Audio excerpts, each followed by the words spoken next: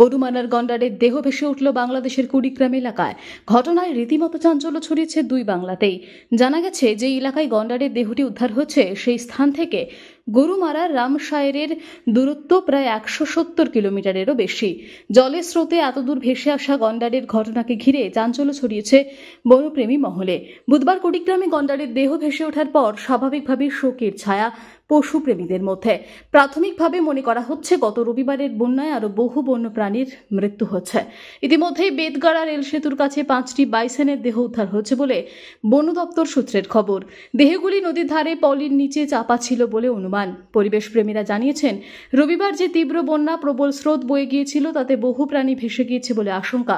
সূত্রের খবর, গরুমারা জাতীয় উদ্যানের বন্যা বিধ্বস্ত এলাকায় একাধিক গন্ডার, বাইসন, হরিণ ও হাতির বসবাস ছিল। জলঢাকা নদীর জলে ভেসে একটি গন্ডার বাংলাদেশের কুড়িগ্রাম পর্যন্ত চলে যাওয়ার ঘটনাকে হালকাভাবে নিচ্ছে না বন দপ্তর।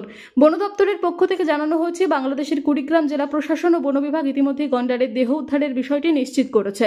স্থানীয় বনকর্মীরা ময়না তদন্ত করবেন, তবে দেহটি ভারত ফেরত আনা হবে না।